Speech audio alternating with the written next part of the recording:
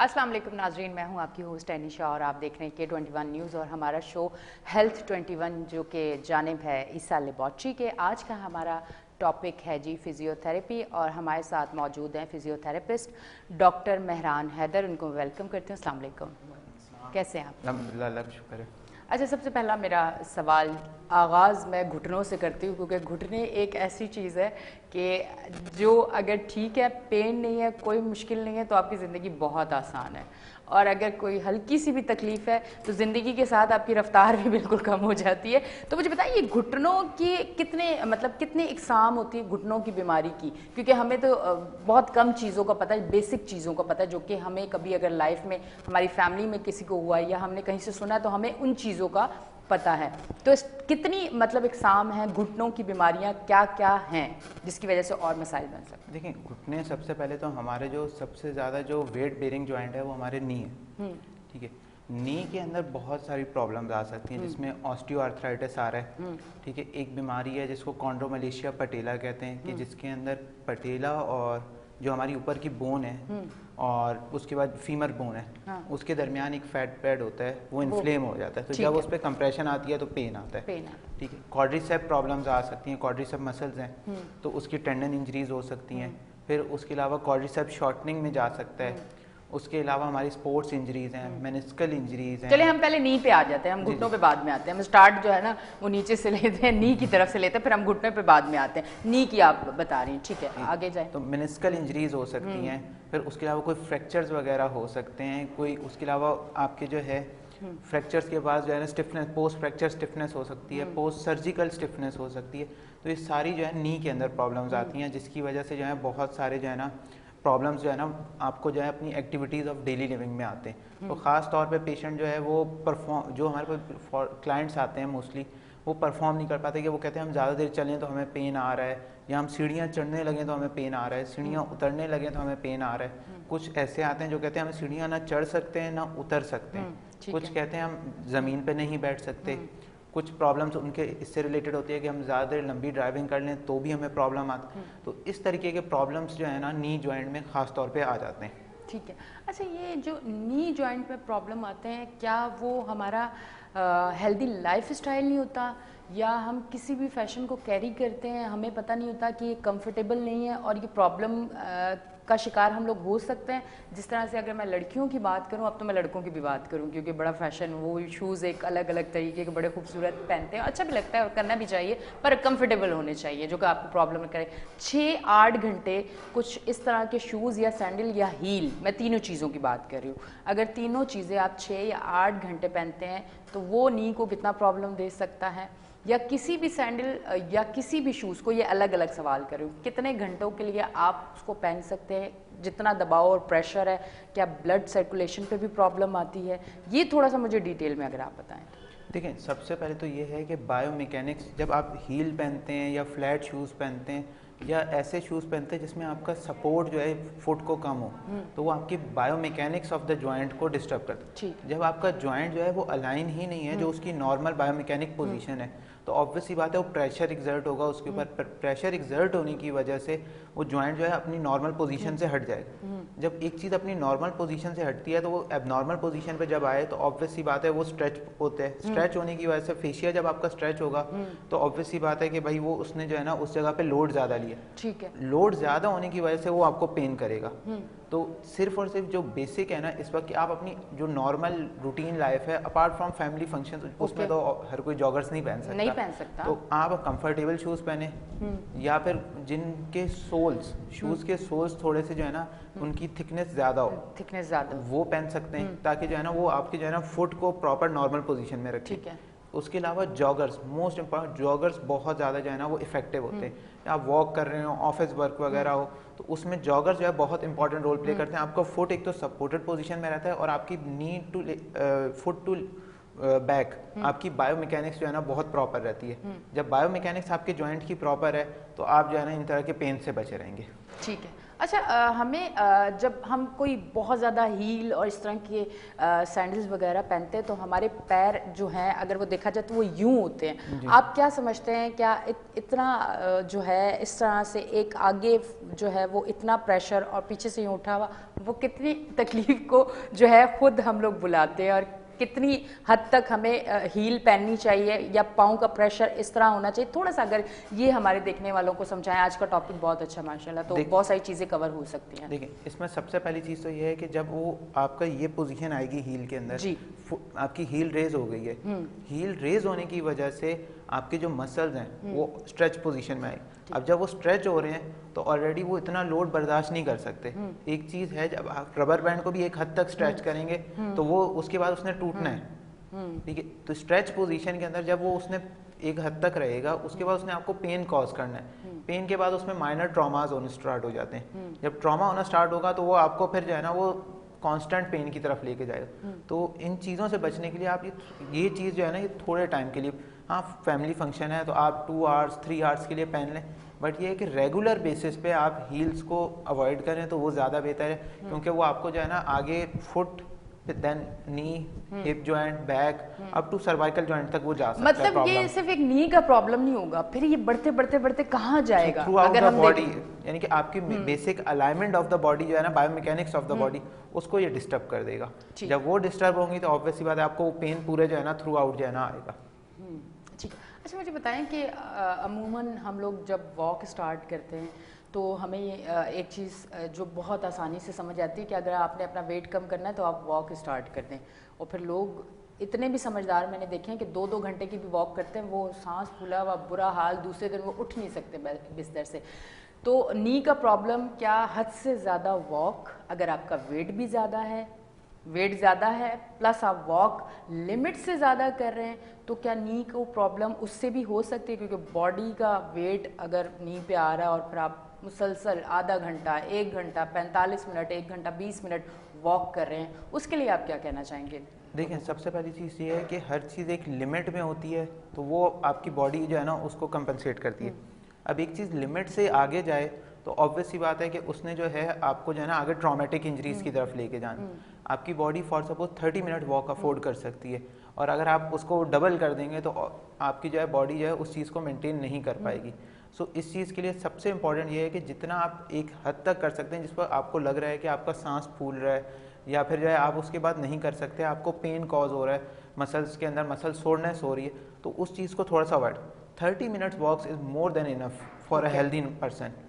30 minutes exercise आप करें, उसके अलावा 150 मिनट्स पर वीक, तो exercise is more than enough. 150 minutes आपने एक्सरसाइज कर लिए एक हफ्ते के अंदर तो आपकी बॉडी हेल्दी रहेगी। उसके अलावा नी प्रॉब्लम्स ओवरवेट की वजह से बहुत ज़्यादा थे। जब आपकी बॉडी वेट ज़्यादा है तो वो नी इज़ मोस्ट लोडिंग जॉइंट, जिसके ऊपर सबसे ज़्यादा आपका लोड आता है। तो जब आपका लोड उसके ऊपर ज़्यादा होगा तो नी पेन कॉज करेगा। उसके लोग कहते हैं कि घुटनों में हमारे जो है ना वो स्पेस बढ़ गया, एक्चुअल में इसका थोड़ा सा जो है ना ऑपोजिट है। स्पेस बढ़ना अच्छी बात है, स्पेस कम हो जाता है। अच्छा। जब स्पेस कम होता है तो वो बोन टू बोन आपस में कोलाइड करते हैं, तो वो जब आपस में कोलाइड करते हैं तो वो पेन आपको कॉज करता है, उसकी कार्टिलेज डैमेज हो रहा होता है और उसमें जो है ना फर्दर जो है ना आगे उसके प्रोसेस पोजीशन बड़ी होती है तो वो प्रॉब्लम जो है ना आपको कॉज करेगा। अच्छा, एक मैं आपसे सवाल, बड़ा अहम सवाल करना चाहूँगी और मेरे देखने वाले अगर इस चीज़ को देखें, और हो सकता है कि कुछ लोग इस सिचुएशन से गुजर भी रहे हों।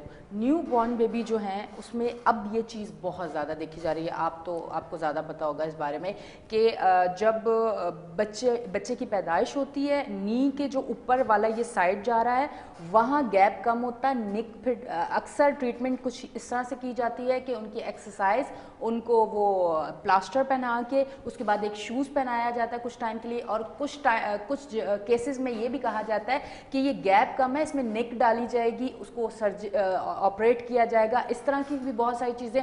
थोड़ा सा अगर इसका बताएं कि अगर इस तरह से गैप जो हमारे पीछे नी से ऊपर जा रहा है गैप, अगर वो कम है तो क्या वो फिजियोथेरेपी, क्या वो एक्सरसाइज, वो इन चीज़ों से कवर हो सकता है? क्योंकि न्यू बॉर्न बेबी है तो वो कहते हैं ना बड़ी फ्लेक्सिबिलिटी होती है, बहुत सारी चीज़ें आसान हो जाती हैं, उस टाइम आप जिस तरह से बच्चे को कर लें वो सारी चीज़ें हो जाती हैं। तो वो वाला इलाज आप करते रहें। माँ बाप को, जो वालिदैन मुझे आज देख रहे हैं, ये उनके लिए एक बड़ा अहम मैसेज होगा, क्योंकि ऐसे बहुत सारे माँ बाप हैं जो इस चीज़ को समझ नहीं पा रहे कि हम किस तरफ जाएं।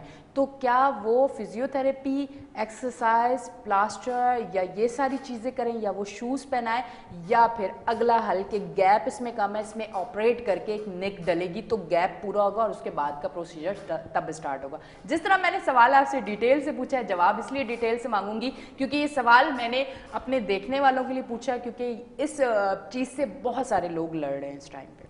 देखिए, सबसे पहली चीज़ तो ये है कि ये होता है कॉन्जेनाइटल। जब बच्चा पैदा हुआ है तो उसके बाद उसको प्रॉब्लम हुआ है, यानी कि ये कॉन्जेनाइटल आ रहा है।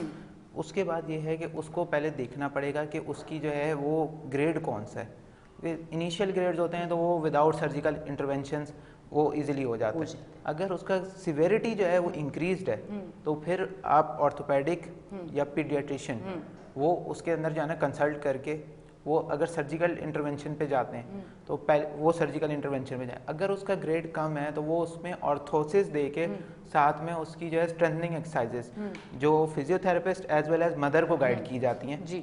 फिजियोथेरेपिस्ट मदर को भी गाइड करता है कि भाई अगर आप मेरे पास एक दिन आ रहे हैं, क्योंकि न्यू बॉर्न को आप डेली बेसिस पे नहीं करवा सकते, तो twice a week, thrice a week वो करवाई फिजियोथेरेपिस्ट करवाता है और बाकी जो घर पे होता है वो मदर करवाती हैं। तो मदर को गाइड कर दिया जाता है कि इनिशियल ग्रेड्स के अंदर जो है ना वो फिजियोथेरेपी और strengthening exercises along with orthosis ये काम करती हैं। अगर जो है उसका सिवियरिटी इंक्रीज है, यानी कि बहुत ज़्यादा सिवियर है, तो फिर उसको सर्जिकल इंटरवेंशन पे लिया जाता है। सर्जिकल इंटरवेंशन के बाद उसको जो है ना फिर फिजियोथेरेपी के ऊपर दोबारा आएंगे। मतलब दोनों सूरत में फिजियोथेरेपी बेस्ट है और ज़रूरी है, अहम किरदार है। स्ट्रेंथ के लिए जो है ना आपको फिजियोथेरेपी पे आना है। मतलब ये चीज़ आप लोगों ने नहीं भूलनी है। आज का जो मेन रीज़न है, जो शो पे आपको इतनी डिटेल में जो मेरे पास सवाल है उससे हट के मैं अपने सवालों पे इसीलिए आ रही हूँ कि कहीं कोई चीज़ आप इन सवालों से ना समझ सके तो मैं बड़े आसान अल्फाज में ये सवाल करूँ और आप उसके जवाब से समझ जाए कि इतना इलाज करवाने के बाद जो हमारी आवाम, मैं भी उसमें ऐड हूँ कि हमारी आवाम सब कुछ करने के बाद फिजियोथेरेपी से पीछे हट जाती है। ऐसा है? मैं ठीक कह रही हूँ या मैं गलत कह रही हूँ? आप तो पेशेंट के साथ होते हैं और आप ज़्यादा बेहतर समझते हैं। देखिए, हमारे जो, मैं पूरा अपनी सोसाइटी की बात कर रहा हूँ, फिजियोथेरेपी जो एक चीज़ है कि भाई बहुत कम, ऑलमोस्ट कोई आप समझ लें कि 100 में से 15% लोगों को फिजियोथेरेपी की अवेयरनेस है जी, बाकी 85% को फिजियोथेरेपी की अवेयरनेस नहीं है। तो अवेयरनेस बहुत ज़रूरी है फिजियोथेरेपी से रिलेटेड। जब अवेयरनेस होगी पेशेंट के पास, आम आवाम के पास, तो वो फिजियोथेरेपी के रोल को जो है ना ज़्यादा अच्छे से समझ सकते हैं। ठीक। अच्छा, एक नी का एक प्रॉब्लम है जो अक्सर मैंने लोगों से सुना है कि जब हम पैर ज़मीन पे रखते हैं तो कोई हड्डी एक चुभती है, ऐसे फील होता है कि ज़मीन पे हमने पाँव रखा है तो कुछ अंदर चुभन हो रही है। ये क्या वजह है? क्या ये कोई हड्डी जो है वो अलग से निकल आती है, या जोड़, जो आपने एक बड़ी अच्छी बात की कि घुटने का जोड़ अगर गैप आता है तो वो अच्छी चीज़ है, गैप कम होता है तो वो अच्छी चीज़ नहीं है। तो क्या इसमें भी हम इसी फॉर्मूले को आजमाते हैं या कुछ अलग होता है? देखिए, ये होते हैं ऑस्टियोफाइट्स फॉर्मेशन।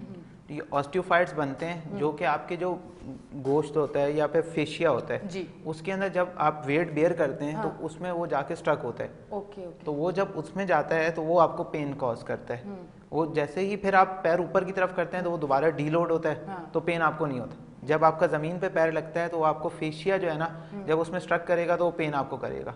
तो इसका जो इलाज जो आजकल चल रहा है ना, वो लेज़र ट्रीटमेंट्स भी हैं कि लेज़र से आप जो है ना उस पर को ख़त्म वगैरह करवा। इन केस ये नी में आता है तो नी में वो फिर ऑस्टियोआर्थराइटिस की तरफ जाएगा। तो उसके ग्रेड्स हैं, यानी कि 0 ग्रेड होगा तो मतलब आप पेशेंट नॉर्मल है। 1 में माइनर आपको पेन होगा और रेडनेस वगैरह फील होगी। 2 में ऑस्टियोफाइट्स फॉर्मेशन, जो आपने बात बोली है ना, वो कि भाई वो हड्डी में दर्द आएगा, वो चुभेगी कोई चीज़, वो ऑस्टियोफाइट्स फॉर्मेशन ग्रेड 2 में बनना स्टार्ट होते हैं। ग्रेड 3 में वो ऑस्टियोफाइट्स बोन के अंदर इंसर्ट होते हैं, दूसरी बोन में, यानी कि एक बोन में बन रहे होते हैं और दूसरी में। और जब ग्रेड 4 होगा तो वो बोन ऑलरेडी आपस में कोइंसाइड कर जाएगी। जब आपस में वो एक दूसरे के साथ मिल जाएगी बोन, तो वो आपको जो है फिर उसका वाहिद जो हल होता है ग्रेड 4 के अंदर, वो आपका सर्जिकल इंटरवेंशन होता है, यानी कि आपको नी को रिप्लेस करवाना है। ठीक है।